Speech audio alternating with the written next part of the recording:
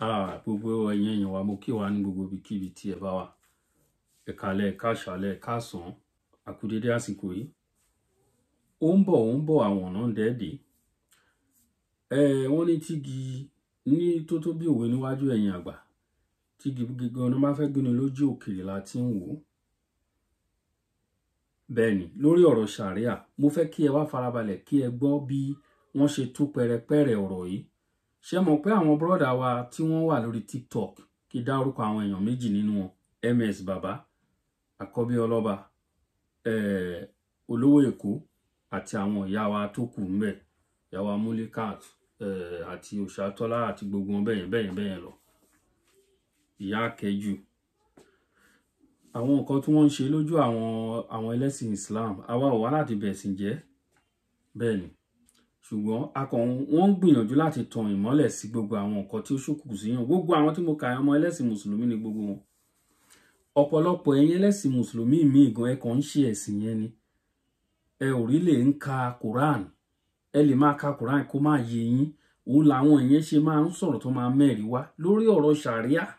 Nǹkan tó wà nídìí ṣàríà ni mo fẹ́ kẹ́ wá gbọ́ lálẹ́ yìí. Mi ò ní sọ̀rọ̀ pọ̀ lórí ọ̀rọ̀ yìí. Nítorí pé mi ò ní ìmọ̀ kankan. Mi ò nímọ̀ kankan lórí Quran. Tó bá ń sọ̀rọ̀ nípa Bíbélì ìsàwá lè dá sí torí pé ọmọ ẹlẹ́sìn Kìrìsìtẹ́nì náà làwa náà. So bó ṣe jẹ́ nìyẹn. Wọ́n ti sáìn ṣàríà lọ, wọ́n ti gbé ṣàríà lọ, wọ́n ń gbé bọ̀ nílẹ̀ Yorùbá. À ń sọ àwọn kan ní irọ́, àwọn kan ní kì í ṣe irọ́, kìnnìkan ọ̀rọ̀ yẹn ti gba àgbòrò kan, ó gba orí ayélujára.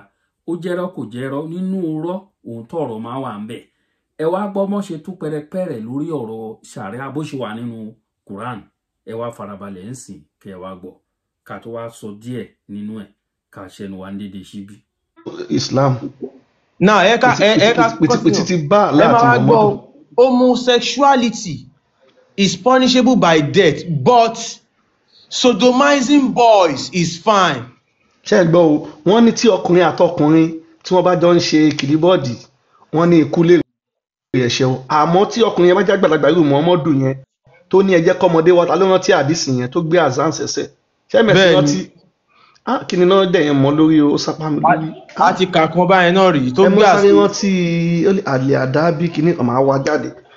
Tó bá jọmọdé ló wá ń ti nǹkan bọ̀ díẹ̀ wọ́n ní nọ́mà nìyẹn. Wọ́n ní ọkùnrin ọmọ kékeré tó bá yẹ ọmọ kékeré ó lè ti nǹkan bọ̀ ń di ní díẹ̀. Ayé Islam ti ta. Ẹ máa tún gbélé yìí o torí pé kò sí ṣẹ̀ríà but normal ṣẹ̀ríà lọ láwọn fún yìí. Girls' clitoris should be cut because it is in Muhammad's word. Wọ́n ní kó gé abẹ́ ọmọdé ìyẹn obìnrin pé Muhammadu ló ní kó ṣe ọ̀rọ̀ mọ́. Ẹ bá lọ wo book 41 Kitab al-Adab. Ó wà ń bẹ̀. Ó wà ń bẹ̀. No MSM máa kà á lọ ó wà ń bẹ̀. Ìyẹn wà ń bẹ̀ ibi kan gé abẹ́ kan dábẹ́ fóbìnrin ó wà ń bẹ̀.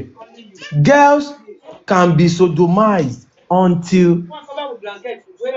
vaginally raped after 8 years of age. Wọ́n ní ọmọdé obìnrin náà pé ó lè ṣèbálòpọ̀ àyàpé tó bá ti pọ̀ ọmọ ọdún 8 ẹ lè fi tipátipá bá sùn. Ẹ lè fi sí gangan. A woman or girl who has been cannot testify in court against àwọn tó bá sùn. Wọ́n ní tí ẹ bá ti gba òfin ṣẹ̀ríà nínú òfin ṣẹ̀ríà là ń kà fún yín o tí àwọn ará bíi tó bá fi tipátipá bá ọmọbìnrin yín sùn ọmọ yẹn ò lẹ́tọ̀ọ́ àti wàtà láti wá sọ pé ẹni tó bá mi sùn rí àwọn ilé ìbá mi sùn ó gbọ́dọ̀ dákẹ́ ni.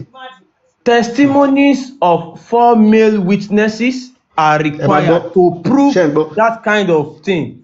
Ibo ló ti fẹ́ rí yẹn wọ́n ní ọmọ tó fi tipátipá bá sùn yẹn gbọ́dọ̀ ní ẹlẹ́rìí ọkùnrin 4 tó máa ní ojú mi ló ṣe ìgbà tó ń bá sùn mọ́ wà ń bẹ̀ ibo ló ti fẹ́ rí yẹn. ẹ ti rí nǹkan tó fẹ́ wá tó ń gbé bọ̀.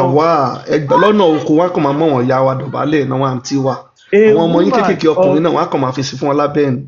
A woman or girl who alleges that kind of thing without producing 4 male witnesses is guilty of adultery.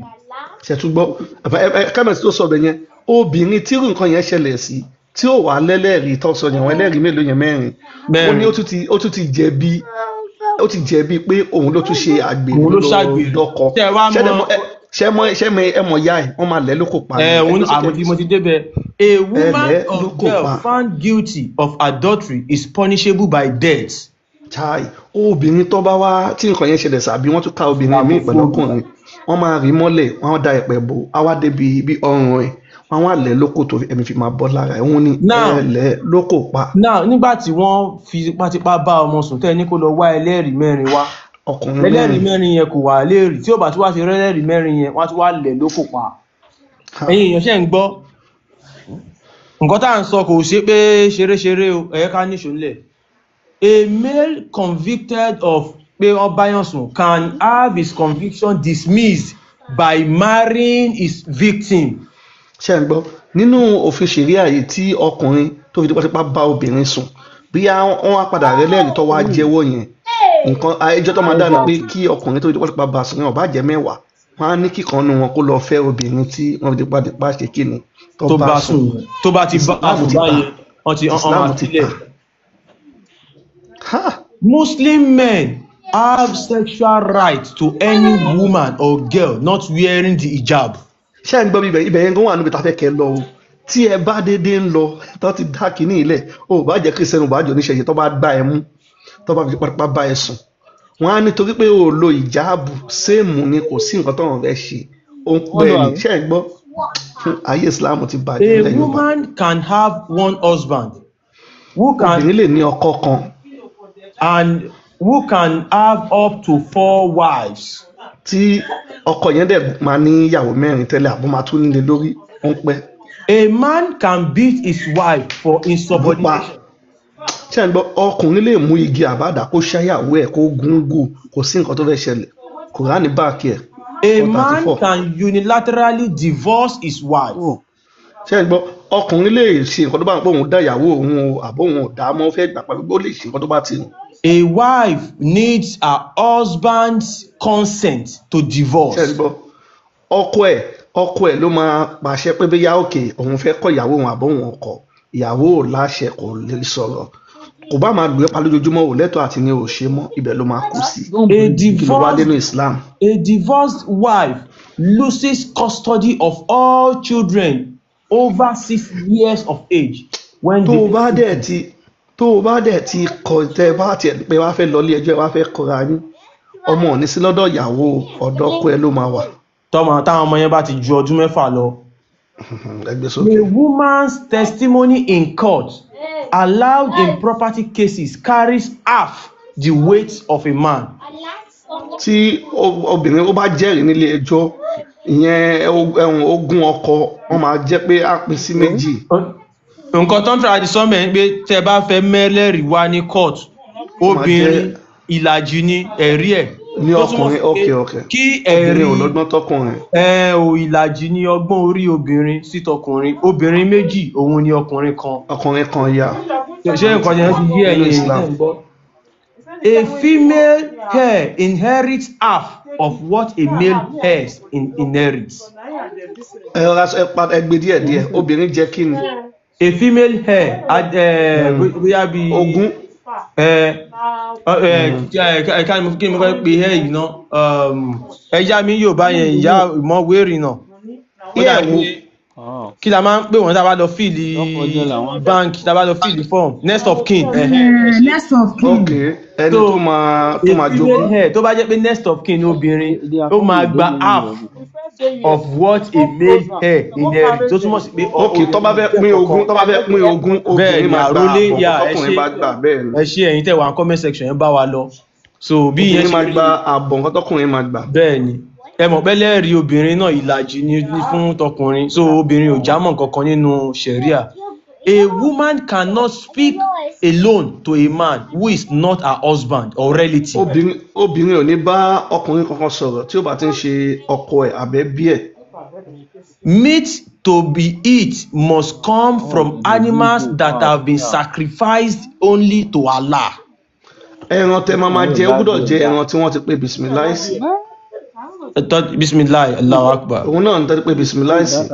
Kẹ́ ẹ lè mọ̀ pé ṣìgìdì ni Allah o wọ́n máa ń pẹran fún ni o. Ẹ lè jẹ́ ẹran mi tí o. Ẹ máa tún wá gbọ́ lè yìí o last one ìyẹn làwọn àfáà tó máa ń wá síbí máa ń ṣe dandan ni nínú Islam. Muslims should engage in taqiyya and lie to non-Muslims to advance Islam. àwọn muslim wọn ẹ̀tọ́ wọn ni kí wọ́n parọ́ fún ẹni tí ò ń ṣe muslim láti fi tàn yín wọnú islam. Irọ́ yẹn ó jẹ́ nǹkan tó dáa fún wọn kó pa fún yín. So ẹ máa bá àwọn èèyàn sọ̀rọ̀ àwọn ẹ̀rí ẹ kí n gbé. No, èèyàn kan lọ́wọ́n kí lórúkọ ẹni ọmọ ó dà pé oyá tí wọ́n wà lókè wọn lọ́wọ́n fẹ́ sọ̀rọ̀. Kọ́tọ̀ Mike. Gbogbo mùsùlùmí tó wà lábúrọ̀dù pátá lè máa wọnú jàǹnàmà torí gbogbo ẹran tẹ́ ń jẹ ní gbogbo oúnjẹ tẹ́ ń jẹ restaurants àwọn òyìnbó wọn ṣe bísímìláì sí. So abẹ́tà fún yín kẹ́ máa kó lọ ìlú Saudi àbí Afghanistan àbí Libya àbí Algeria àbí Somalia. Royalty ẹ lè ṣí máìkì yín tẹ́ bá wà ń bẹ̀rù. òun náà lẹ́gbọ́n yẹn ṣé ẹ ti gbọ́ bọ́n ṣe tú wọn lórí ọ̀rọ̀ ṣàríà ẹ̀yin gan tẹ́ ń ṣẹ̀ sí ẹ mọ̀ jẹ́jẹ́ mọ̀ wípé alukurani jẹ́ kẹ́ mọ̀ wípé ìwọ tó bá ń ṣẹ̀ sí mùsùlùmí tẹ́lẹ̀ tó wá fi ẹ̀sìn mùsùlùmí sílẹ̀ tó lò ṣe mọ́ ọ̀kú ní òun fẹ́ padà lọ sí nǹkan bábá ni wọ́n ń ṣe nínú ìdílé yín òun fẹ́ lọ máa ṣe ìjẹ́jẹ́ mọ̀ pé wọ́n ní kó pa wọ́n ni alukurani ló sọ bẹ́ẹ̀ ó ní kí wọ́n pa wọ́n nǹkan tó ń sọ fún wọn nìyẹn èmi kọ́ ló sọ bẹ́ẹ̀ so ara àwọn nǹkan wọn tó yẹ kẹ́ lọ ṣèwádìí nìyẹn ẹ ti lè wo fídíò kẹ́tí tu wò kẹ́dẹ̀ bá wa ṣí ẹ̀ káàkiri ẹ má dẹ̀ gbàgbé láti subscribe a ò wá láti ba ẹ̀sìn kọ̀ọ̀kan jẹ́ o ilẹ̀ Yorùbá ilẹ̀ aláfàlàfíà nílẹ̀ Yorùbá a ní àwọn ẹlẹ́sìn Islam tó wà láàrin ìwà tájọ́ ń ṣe Yorùbá nation tó yẹ pé ọmọ Yorùbá pọ́nbélé ni wọ́n ṣe mọ̀ pé ọ̀nà ọ̀tọ̀ méjì ni àwọn kan Al-Qur'ani jẹ́ kó mọ̀ wípé tó bá ń ṣe ẹ̀sìn Islam tí brọ́dà tí ìyá kan bàbá kan bá jọ bí tó bá ń ṣẹ̀sìn míì ó ní kì í ṣọmọ ìyá ẹ̀ ẹ̀sìn ti yà wọ́n a dẹ̀ mọ̀ wípé ẹ̀sìn bàbá ògbọ́mọlà nílẹ̀ Yorùbá tẹ́lẹ̀ inú ilé kan ẹ̀rọ àwọn eléégún ẹlẹ́sìn Islam ní kìrìsìtẹ́nì wọ́n máa gbé ilé kan wọ́n á dẹ̀ máa jọṣepọ̀ láìsí wàhálà ṣùgbọ́n àwọn ẹlẹ́sìn Islam ilẹ̀ Yorùbá wọ́n ti ṣe àtẹjúbọ̀ wọ́n ti gbogbo kíní ti wá wọlé sí wa lára àwọn Muslim àwọn Fúlàní Ìlọrin wọ́n ti wọlé síra wa lára wọ́n ti fi divide ó ti ń divide wa ó ti ń di gbọ́nmi sí gbọ́nmi òtó ẹ jẹ́ kàlàáfíà jọba tẹ bá ń wo àwọn ọ̀rọ̀ yìí sí ẹ lè rá àwọn ẹlẹ́sìn kìrìsìtẹ́nì kan dá sí kan sọ sí ọ̀rọ̀ yìí nítorí pé àlàáfíà ni tiwọn àlàáfíà ni ti fún ọmọ Ọlọ́run òun ni àwọn máa ń ṣe tiwọn ṣùgbọ́n ẹ̀sìn ní lẹ́nu ìgbà tí gbogbo kíní ń lọ lórí ayélujára làwa náà ṣe wá jòkó tá wá ro a lot of tá wá rí àwọn kọ̀ọ̀kan pé no so báyìí nìkan tí Kùránì sọ fún wọn lélẹ̀ ẹ̀yin èèyàn mi ẹ jẹ́ ká ẹ kọ́gbọ́n o ẹ jẹ́ ká kọ́gbọ́n o ẹ jẹ́ ká kọ́gbọ́n ẹ jẹ́ ká yára wa ń bẹ kì í sọ̀rọ̀ ìjà kì í ṣe pé kẹ́ lọ ká máa búyàn ọ kẹ́ máa comment kẹ́ máa ṣépè fún yàn èmi ò kúkú búyàn ń sìn ìwọ tó bá dẹ̀ fẹ́ bú mi màá bẹ̀ ẹ́ kó di ẹrù torí ẹ̀ á lè gbé o ẹrù torí ẹ̀ á lè gbé o ní kó di o má dẹrù torí ẹ̀ ò lè gbé o kò jù bẹ́ẹ̀ yẹn lọ ohun tá a wá fẹ́ sọ fún wa nìyẹn ẹ bá wa pín ètò yìí káàkiri ẹ má gbàgbé láti bá wa subscribe èmi ọmọ yín náà ni o olólùfẹ́ yín tòótọ́ ó dà.